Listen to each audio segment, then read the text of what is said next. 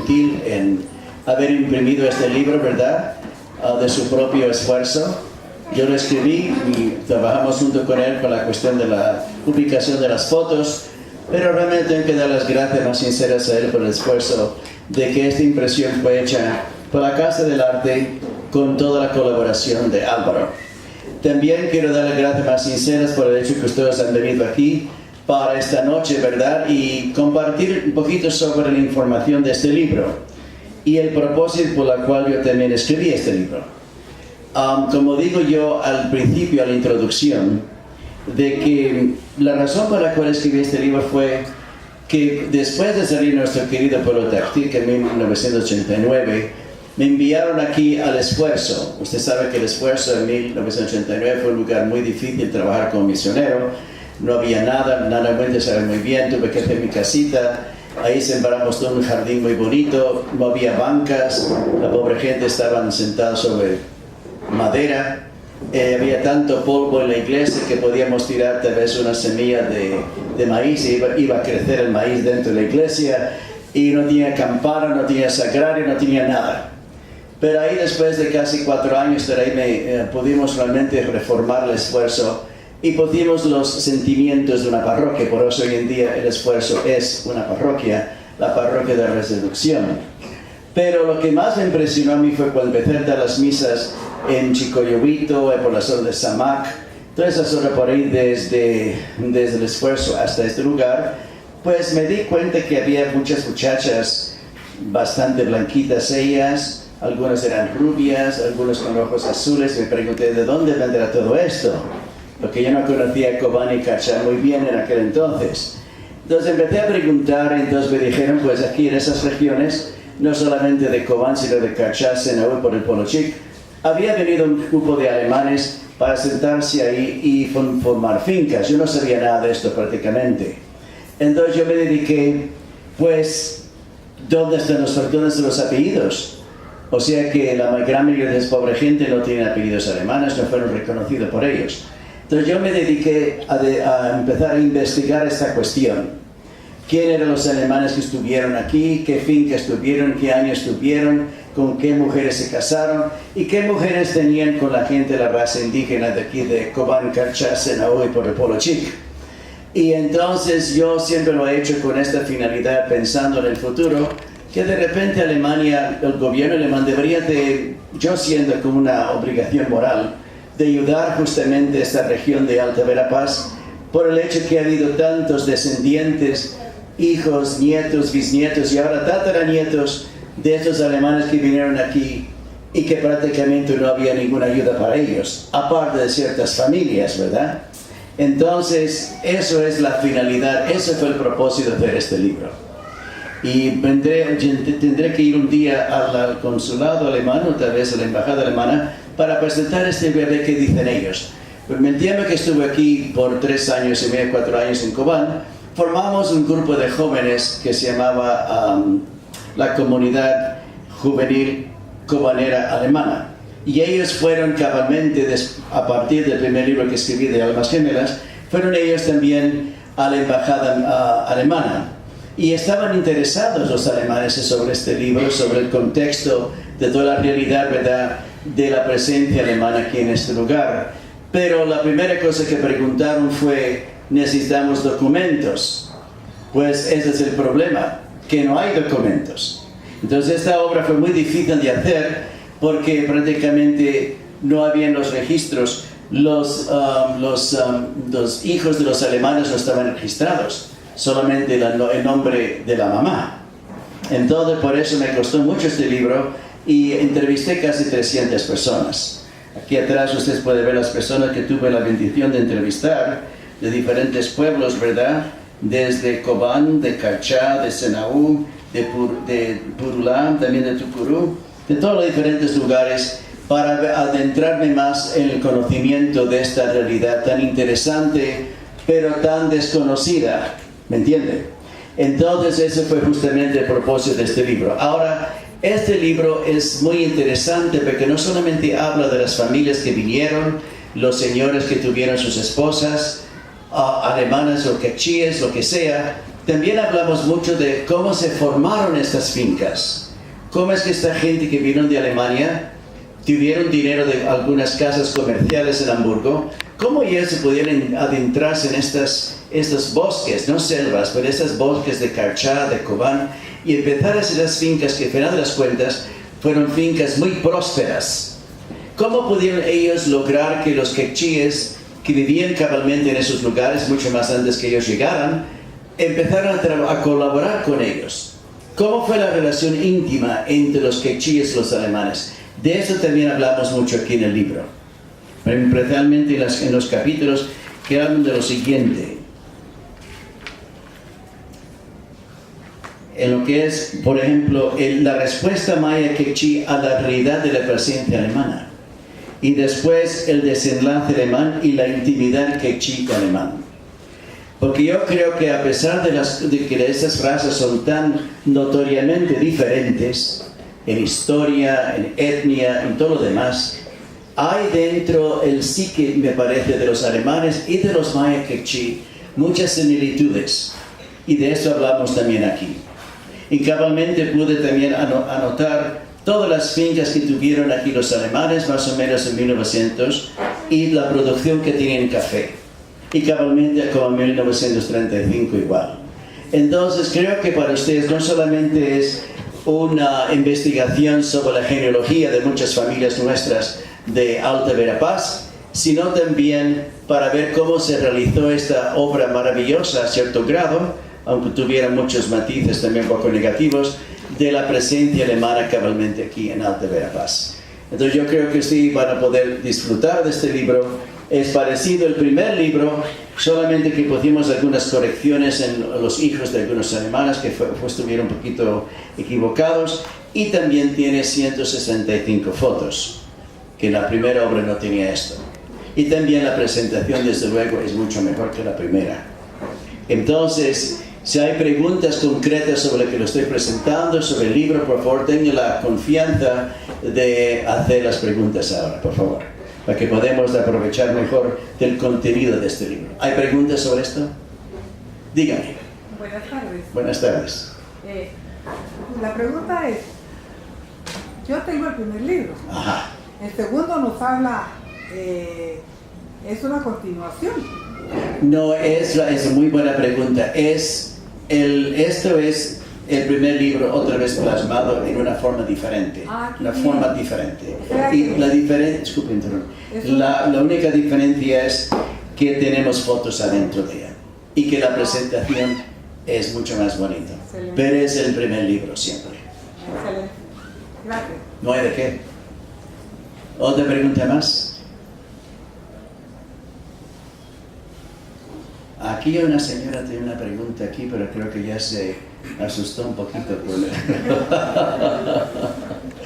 Pues es bueno que preguntemos, porque así podemos aprovechar más de esto. Dígame. Padre, ¿las fuentes de ese libro es experiencia de campo o no tomó algunos documentos? Esa es muy buena pregunta también. Pues aquí atrás tenemos la bibliografía, ¿verdad? Y basé mucho de esta información más bien en entrevistas. Porque como le dije, no hay registros sobre cabalmente la nómina de los hijos de alemanes con las mujeres quechíes. Una de las cosas muy interesantes es, por eso me gusta mucho esta familia, hay aquí en Karchá una familia Stoops, y el señor alemán se llamaba Carlos Stoops, y él es uno de los pocos que se casó por la iglesia con su esposa Anastasia Koch. Y a Carlos Stoops, por ejemplo, con su esposa, cuando estuvieron viviendo en Karchá, ellos todos los domingos iban juntos a la misa, y él siempre acompañaba a su esposa, y su esposa iba descalza a la iglesia y todo con sus 5 hijos. Son cosas como esta que me gustan mucho. Entre las muchas familias alemanas que estuvieron aquí, hay unas que son realmente sobresalientes. Y entre ellas la que más, por la cual tengo una gran afición, es la familia Sapper. La familia Sapper es sumamente interesante, y aquí hablamos mucho de ellos cabalmente en la sección de Karchá, porque el que hizo el gran imperio de fincas alemanas, entre los Düsseldorf también, pero más que los Düsseldorf todavía fue realmente Ricardo Sapper. Y Ricardo Sapper compró la finquita que hoy decimos que es Chimash, y el Chimash se convirtió en el centro de todo su imperio de fincas en la zona de Cobán, como en la zona de Carchá, y también muchas fincas por la región del Porochic. Una de las mejores fincas fue la finca de Chulac.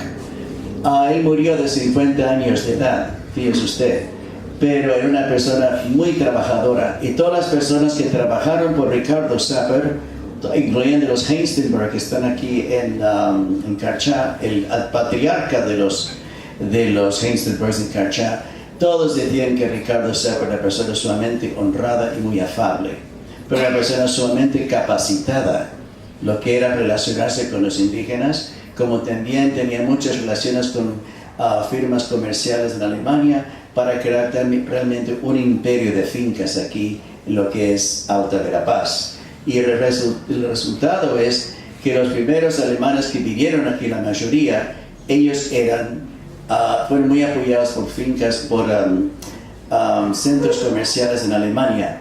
La mayoría de los alemanes que vieron después de la primera generación eran hombres sencillos y trabajadores. Muchos eran agrónomos, o eran jardineros, o eran mecánicos, y fueron empleados en gran parte por las grandes casas comerciales ahora aquí en Alta Verapaz, con el apoyo que había tenido originalmente en Hamburgo, y que los grandes dueños de fincas eran aquí los Sapper y los Düsseldorf y otros parecidos a ellos. Entonces la mayoría de la gente alemana que se asentaron aquí, para repetir, eran gente sencilla. Muchos vinieron de 20 años de edad, 19 años de edad, 21 años de edad. Entonces fueron enviadas a trabajar a las fincas lejanas de estos señores, los Düsseldorf, los Sapper y otros. Entonces naturalmente no eran curas, pero no tomaron un voto de castidad, de celibato. Entonces cabalmente ahí estaba la muchacha ahí en la casa, y era la cocinera o la doméstica, y con ellos tuvieron sus primeros hijos. Lo que pasó muchas veces fue después que ahorraron su dinerito y ellos mismos se liberaron de trabajar con los Sapper o con los Düsseldorf, ellos también compraron sus terrenos, empezaron a hacer sus fincas. Después ellos fueron a Alemania para buscar su esposa alemana. Entonces cuando vino la esposa alemana, se encontró que el esposo alemán había tenido una familia con los quechíes. Pero interesante eso es lo más interesante a través de la investigación, que se llevaban muy bien los hijos de la mujer quechí como la mujer alemana. Y jugaban juntos y compartían juntos y todo. Eso sí es muy interesante. Es una realidad sociológica muy interesante eso. Y muchas veces las mujeres alemanas que vinieron, aquí tengo la lista de todas las mujeres alemanas que vinieron, eran como unas 100 de ellas, pues eran muy heroicas. Yo hablé con la esposa de Hugo Drege, alguien aquí tiene parentesco con los Dreges, pues resulta que, ¿cómo se llamaba? Oda Lutzow. Y ella vino aquí de Alemania como de 21 años de edad, y era ya enfermera. Yo la entrevisté, ella me dijo de que cuando empezaba a caminar, andar a caballo desde Carchá hasta la finca San Vicente, donde Hugo Drege tenía su gran finca por allá, ella se preguntaba mientras cabalgaba por esos bosques, ¿verdad? Esos montes tan preciosos, pero no había carretera, no había nada, solamente veredas. ¿Qué estoy haciendo yo aquí? ¿Qué estoy haciendo yo aquí? Se preguntaba a sí misma en estos montes. Pero se adaptó, como muchas de esas mujeres valientes se adaptaron y se encariñaron con la gente quechí y empezaron a ayudar a las mujeres en dar a luz a los niños. Muy interesante toda esta realidad. Naturalmente, no podemos negar de que los sueldos que recibieron nuestra gente indígena en estas fincas eran poquísimo, pero como en todas las fincas de aquel entonces, tal vez 5 centavos al día, una cosa muy triste. Pero por el otro lado había mucha compensación, porque podían trabajar 2 semanas en lo suyo y 2 semanas en la finca de los señores, estos dueños de las fincas, los alemanes. Y también cada semana o cada 2 semanas tenían sus raciones también de quintal de maíz o de frijol y todas esas cosas. Y también los alemanes trataron de encariñarse con los indígenas a través de ayudar con las fiestas patronales de las fincas. Tenían 2 doctores que trajeron de Alemania. Uno de esos, hay un apellido aquí que existe por aquí, von Stolinsky, Ese es el doctor que vino aquí, Arturo Bonsulinsky, aquí está su foto, y el trabajo de él ir a visitar todas las fincas alemanas por 2 veces al año. Y en las mismas fincas, todas las fincas alemanas tenían su botiquín de medicina, y los doctores esos desparasitaban a toda la gente de las diferentes aldeas. Es una cosa muy interesante, no se puede negar que la gente vivía en condiciones económicamente muy tristes, porque tenían que comprar justamente sus víveres de las fincas, de las tiendas que fueron adueñadas por los alemanes. Eso también es cierto, pero dése cuenta siempre que los alemanes no tenían ningún interés en que sus trabajadores estuvieran harapientos ni enfermizos. Tenían mucho interés en que sus trabajadores fueran saludables. ¿Me explico? Entonces, hay cierto elemento, digamos, económicamente hablando, de explotación, no cabe duda, pero al mismo tiempo hay otra recompensación a esta realidad que tenemos que tomar en cuenta. Una de las cosas, naturalmente, que causó una dificultad entre los alemanes aquí es de que en los años de 1930, pues muchos jovencitos vinieron, en los años 1920, 1930, y vinieron de una Alemania derrotada por la Primera Guerra Mundial. Hay que tomar en cuenta esto. Usted sabe muy bien que los aliados estaban empeñados en castigar a Alemania, ¿verdad? Con reparaciones, perdieron también partes de Alemania en términos de territorio. Alemania se sintió derrotada y traicionada. Entonces, cuando apareció Adolfo Hitler, él entusiasmó a mucha gente alemana. Y sin embargo, en una de las primeras elecciones en Alemania, no ganó Adolfo Hitler la elección. Pero se conjugaron el ejército, la aristocracia alemana y los industriales alemanes, juntos esos 3 grupos, se aliaron para colocar a Adolfo Hitler como el canciller alemán. Y entonces, en 4 o 5 años, todas las promesas que había hecho Adolfo Hitler en términos de la economía, la mejoría de la economía y todos los otros aspectos de la vida alemana, se realizaron. Entonces los alemanes se entusiasmaron enormemente a favor de él, incluyendo la mayoría de la colonia alemana aquí en Alta Verapaz. Entonces resulta, en 1936, hubo una votación en un barco que estaba anclado por Livingston. Entonces, esa votación iba a ser para el Anschluss, que es la reunificación de Austria con Alemania. Y no sabían los alemanes que fueron a votar cabalmente en este barco, que había unas personas ahí que estaban trabajando secretamente por los ingleses, que anotaron la nómina de todos los alemanes que votaron para el Anschluss en ese barco. Entonces, cuando brotó la guerra entre los Estados Unidos y Alemania, ¿verdad? El tontito Adolfo Hitler declaró guerra contra los americanos, que fue una gran equivocación suya. Entonces, toda la nómina de esos alemanes que habían votado por Anschluss y que fueron conocidos como nacionalsocialistas, nosotros decimos nazis, pero son nacionalsocialistas, entonces ellos fueron todos obligados de expulsar del país, porque Ubico también tenía ideas muy a favor de Alemania, pero los Estados Unidos presionó no solamente Ubico como dictador de Guatemala, sino todos los gobiernos hispanoamericanos, desde México hasta Chile y Argentina, a expulsar todos los nacionales alemanes que tenían aspiración de ser nacionalsocialistas, expulsarlos a ellos y expropiar sus fincas, sus propiedades, sus negocios, sus tiendas y todo lo demás que tenían. Eso es la razón por el final en mayor parte de la presencia alemana aquí en Alta Verapaz, porque la mayoría eran muy a favor del nacionalsocialismo. Eso no se puede negar. Entonces lo que pasó es de que los Estados Unidos ofreció a ellos la oportunidad de ir a Estados Unidos a un campo de detención, 2 campos de detención en Texas, o regresar a Alemania. La mayoría, una gran parte decidieron regresar a Alemania. Otra parte optó por quedarse en Estados Unidos. Después de la guerra, y varios de estos que estaban en Estados Unidos, como Hugo Druege y Helmut Zapper y también Emilio Sterkel, vinieron acá otra vez hasta Guatemala pero se encontraron que ya no tenían fincas, ya no tenían nada. Entonces ya se convirtió en fincas nacionales después.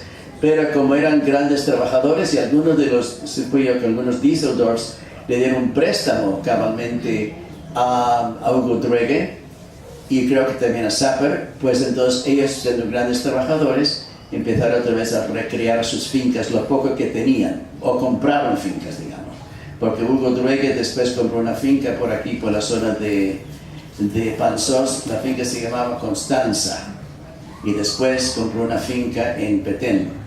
Y Helmut Sapper creo que continuó con la finca que él más quería, que es Setal, por la zona de Cachar. Entonces ellos recrearon su vida y sus descendientes, sus nietos, y creo que sus bisnietos, ahora viven en la capital, hoy en día, de los Sapper y de los Sterkel y de los Drege y otros más, pero esos son las más importantes familias realmente que tienen mucho poder económico que todavía están aquí en Guatemala. Muy buenas noches a todos. Pues el trabajo de este libro ha sido un trabajo que ha costado un poquito, ¿verdad? A ustedes muchas gracias por habernos lo confiado. Estamos en el proceso del segundo libro, que es Todos somos cobaneros, y estamos también en una revisión muy grande, por eso nos hemos tardado un poquito en hacer la entrega, pero lo hacemos con todo gusto y pues un honor entregárselo tan públicamente. Muchas gracias.